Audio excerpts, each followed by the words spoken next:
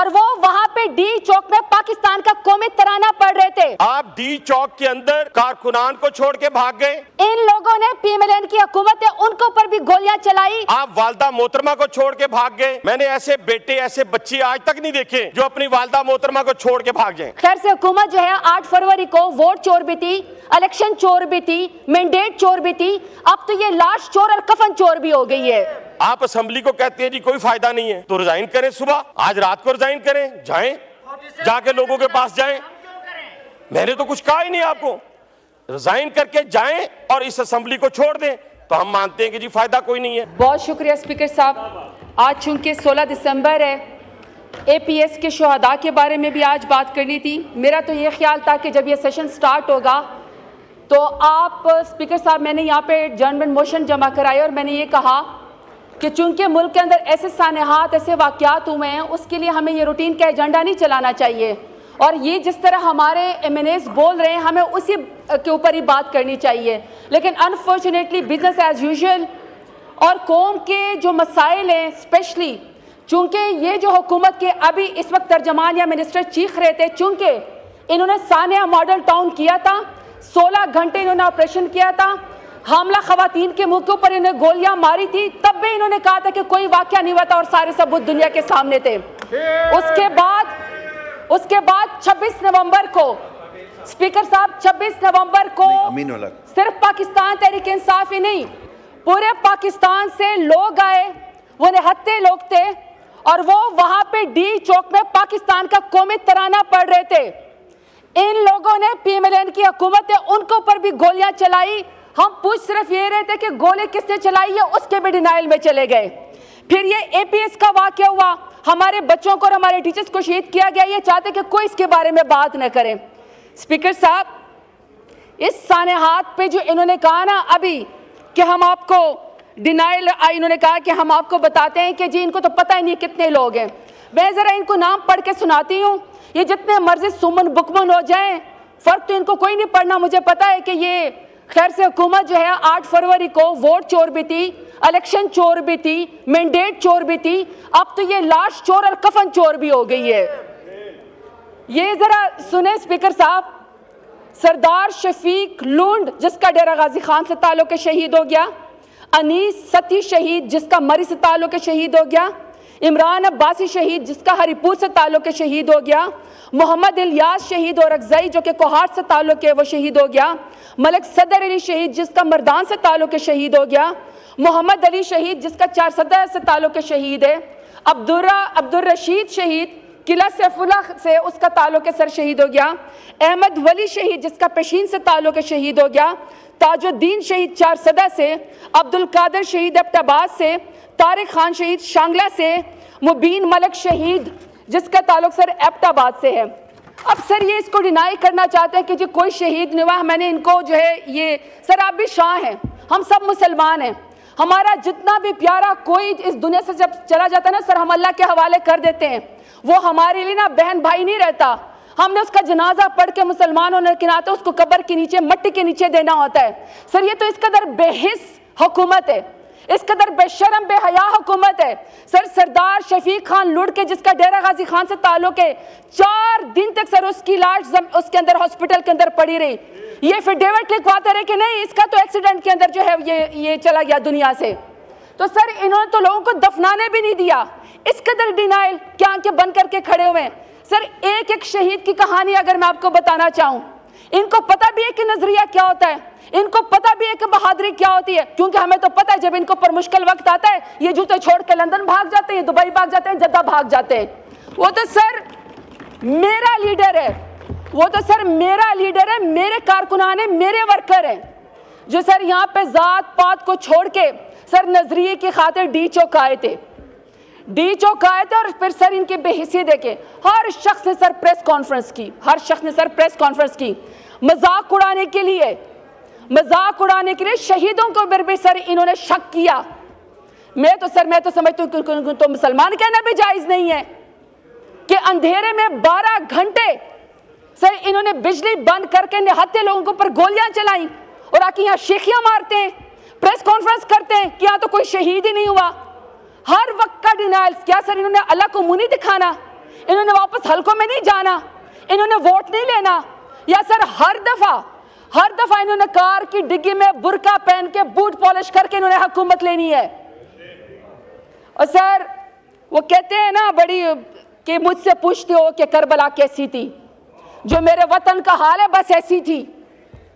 जब हम सर किसी वाक़े से इनको ताल्लुक देते हैं तो फिर सर इनको मजहब याद आ जाता है, ये फिर फतवे लगाने शुरू कर देते हैं। लेकिन सर हम यहाँ पे मेरा लीडर और हम लोग खड़े हैं सर, परसों से मैं इनका सर ये इनको मैं देख रहा हूँ कि इनकी सारी कुर्सियाँ खाली, ये समझते हैं कि हम कहीं छुप जाएंगे तो हमसे कोई सवाल नहीं करेगा। सर सवाल तो हम इनसे करते रहेंगे। सवाल हमारा आज भी यही है डंके की चोट पे कि 26 नवंबर को निहत्ते लोगों के ऊपर डी चौक में आपने गोली क्यों चलाई, ये सवाल सर हम आपसे करते रहेंगे। अब सर हमने इनसे कहा कि हम आपसे मुज़ाकरात करते हैं। अच्छा सर मुज़ाकरात पे मैंने देखा है हुकूमत कर रहा है सर, कोई सुल्तान राही बन गया है, कोई जग्गा बन गया है, लगता है सर कोई पंजाबी फिल्मों के हीरो हैं। सर ऐसा अजीब एटीट्यूड है कि इसको तो हुकूमत कहना भी जायज़ नहीं है।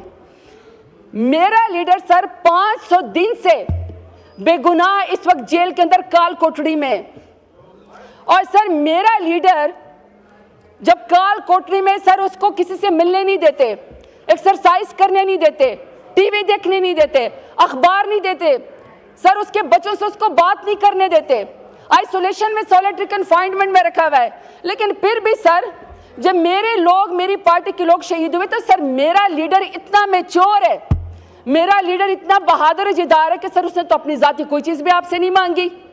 आपसे उन्होंने कहा कि हमें फिर भी हम डायलॉग पे जमहूरियत पे यकीन रखते हैं, इसलिए हम डायलॉग की उन्होंने कमेटी बना दी।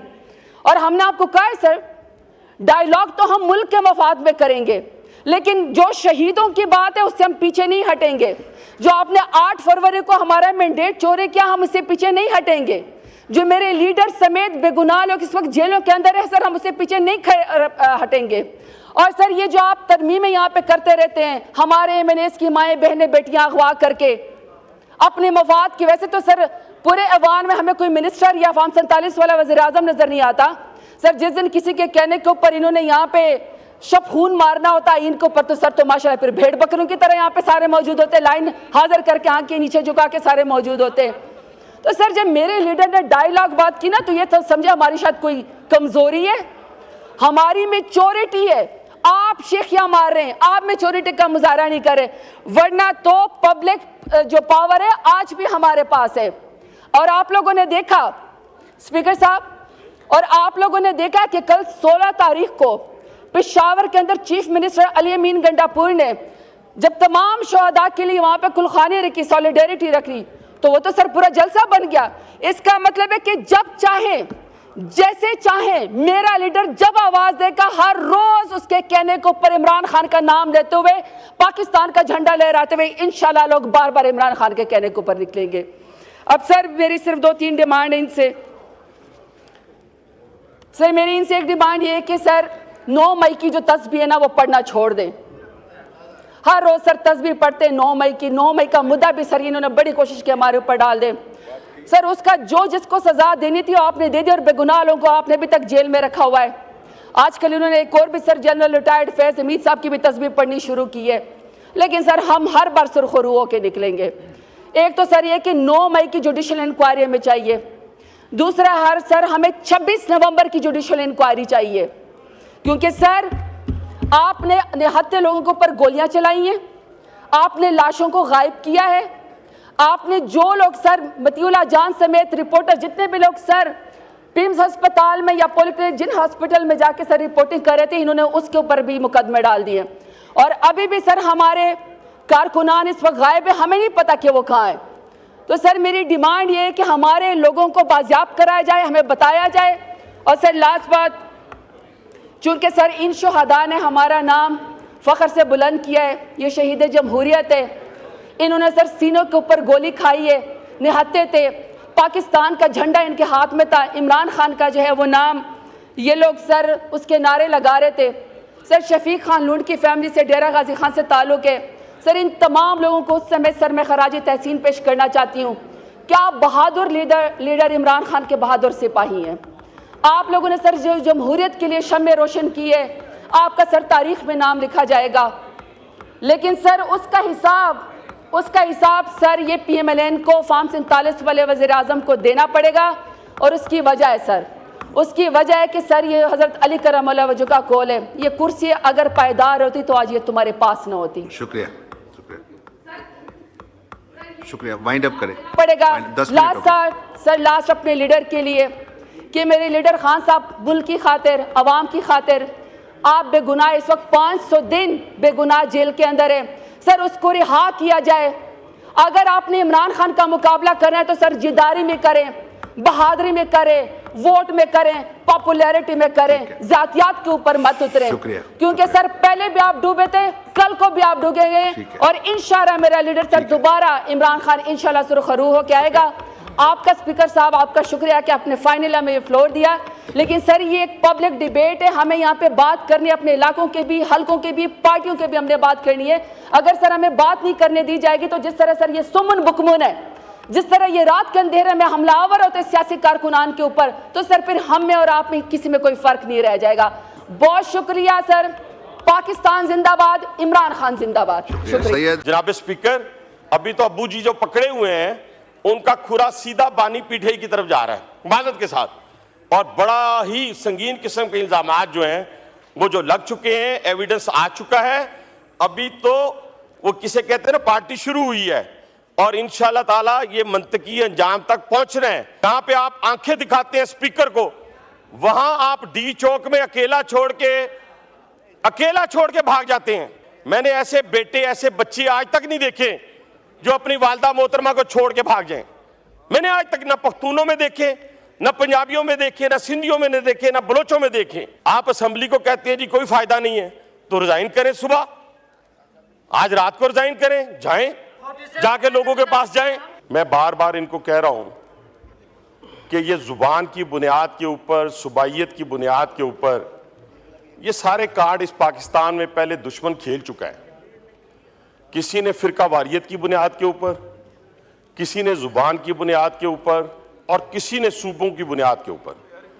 ये जो आप खेल खेल रहे हैं, ये एक नाजुक खेल है। इसको पाकिस्तान की सालमियत पर अगर आंच आ रही है तो खुदा के लिए अपने इक्तदार की खातर ये कहना छोड़ दें। अच्छे बच्चे बने हैं, 8-10 दिन हुए आपको अच्छे बच्चे बना हुआ, तो आप अच्छे बच्चे बने रहें।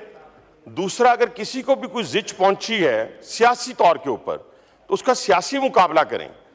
आज जो गुफ्तगू आप करते हैं या करने जा रहे, मैं अब की आपको गारंटी देता हूं रावलपिंडी की जी, मैं रावलपिंडी से नुमाइंदगी कर रहा हूं। मैं कहता हूं कि एक पख्तून को, जनाब स्पीकर, एक पख्तून को रावलपिंडी के किसी एक थाने में बेगुनाह, गुनाहगार पंजाबी हो, पख्तून हो, वो सरकारी इमलाक को नुकसान पहुंचाए, वो किसी प्राइवेट इमलाक को नुकसान पहुंचाए, मैं जिम्मेदार नहीं हूं।